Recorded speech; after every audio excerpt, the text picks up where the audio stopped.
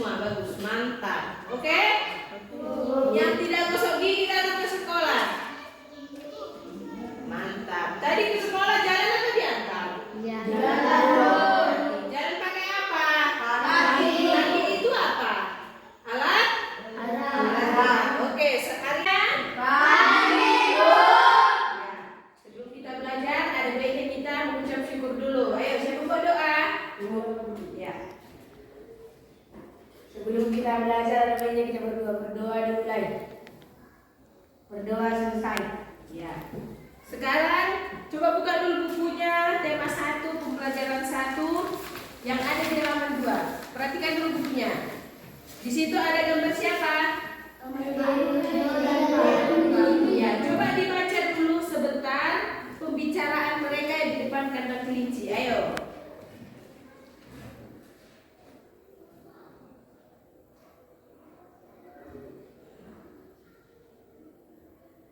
Oke, ngapain orang itu? Ngapain kelincinya bergerak?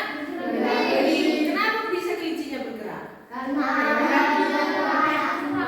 Siapa yang pernah melihat kelinci? Kelinci itu bergerak dengan apa? Kaki. Dia melompat atau terbang? Oke. Untuk mengetahui organ gerak pada hewan dan manusia, coba baca dulu bukunya halaman 3. Organ gerak manusia dan hewan. Dibaca 5 menit. Organ gerak manusia dan hewan. Salah satu ciri dari makhluk hidup adalah bergerak. Secara umum, gerak dapat diartikan berpindah tempat atau perubahan posisi sebagainya atau seluruh bagian. Nah, setelah kita membaca organ gerak manusia dan hewan, kita dapat melihat ide pokok dari paragraf pertama. Coba lihat dulu paragraf pertama. Apa ide pokoknya? Ya. Kalimat pengembangnya?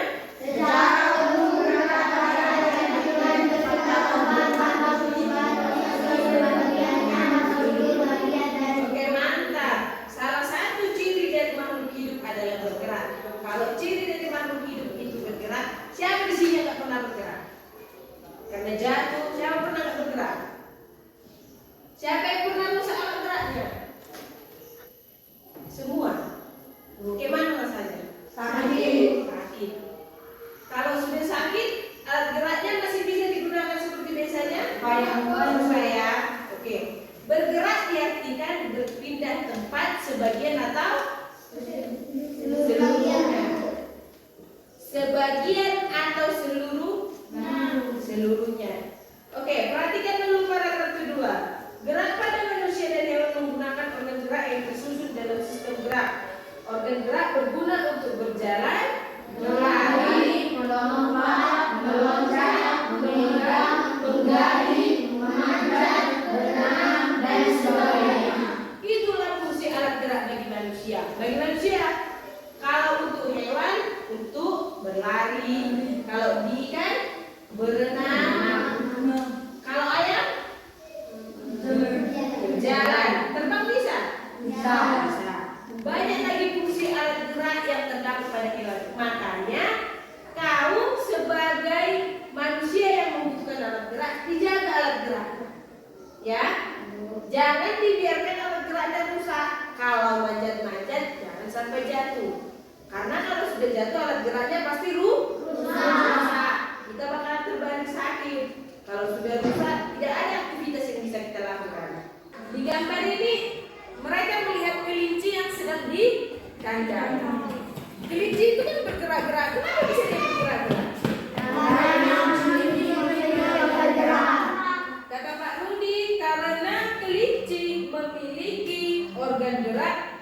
Sama, kalau kita kesakitan karena organ gerak kita rusak, pasti kita tidak bisa berjalan, melompat, dan berlari. Ini makanya organ gerak itu harus dijaga.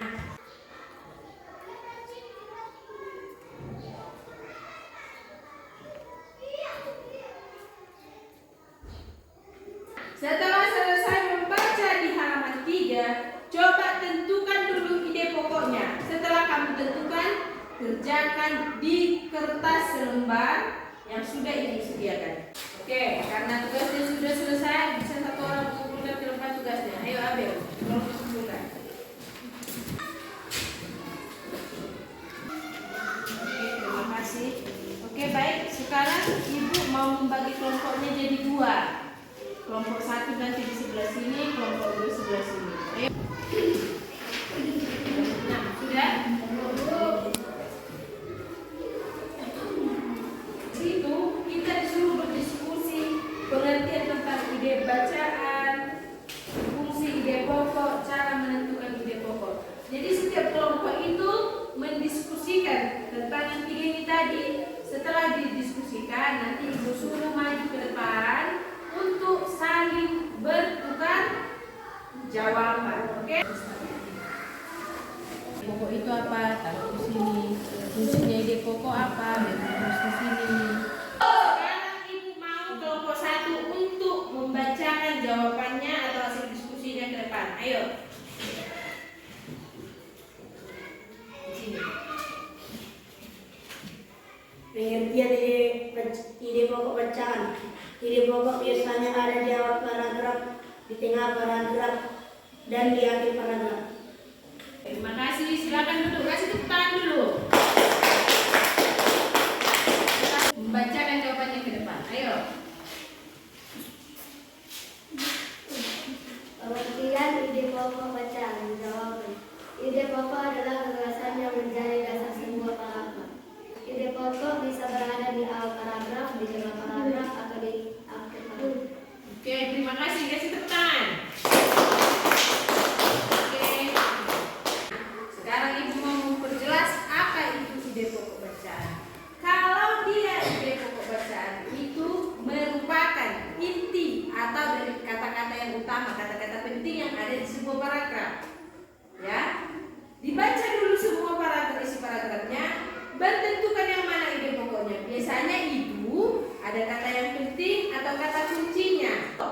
Jadi ide pokok itu merupakan kata atau kalimat yang penting yang mewakili dari seluruh paragraf. Setelah kita tentukan ide pokoknya, nanti kita akan menemukan kalimat pengembang dari ide pokok itu. Kalimat pengembangnya contoh pada paragraf 3, organ gerak pada hewan dan manusia memiliki kesamaan, yang itu otot dan tulang.